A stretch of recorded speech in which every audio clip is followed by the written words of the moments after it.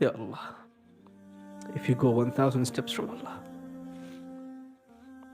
it just takes one step to come back.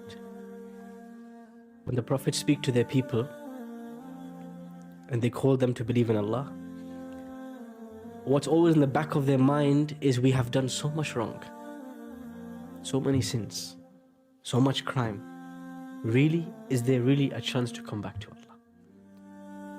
And so when the Prophets speak to their people, they don't speak to them with harshness. You all going to hellfire. No, they speak to them to give them hope.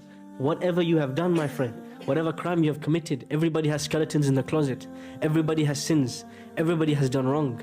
Who can say that they can stand in front of Allah with what they have done? Who can say, I have done enough good that I can stand in front of Allah and say, where's my seat in Jannah? We are all sinners. But, Inna Rabbi qareebun mujib. Whatever you have done, however far you have gone, it is only one step to come back to Allah. Ya Allah. And this is why the message of the Prophets, alayhimus salam, the message of the Prophets, the default was they would give people a message of hope. Bashiran wa nadhira.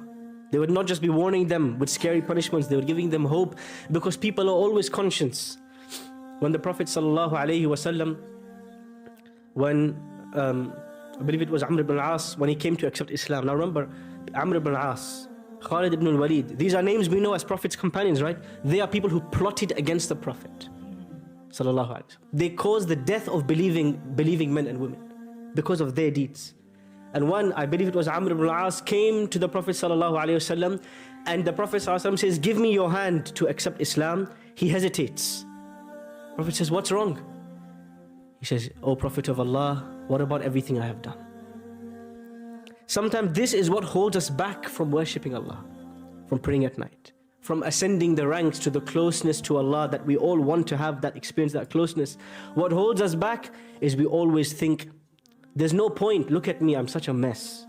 Look at me, what I have done. Is really Allah going to give me some spot with the VIPs in paradise? Yes, He can, and yes, He will. These very people who were criminals against the believers, Amr ibn al-As, Khalid and Walid, today we can't say their names without saying radiyallahu anhu, may Allah be pleased with them.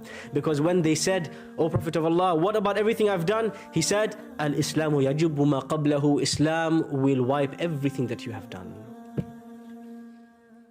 And this is the dua we make in Ramadan. Allahumma a'tiq riqabana min al-nar. O Allah, free our necks from the fire.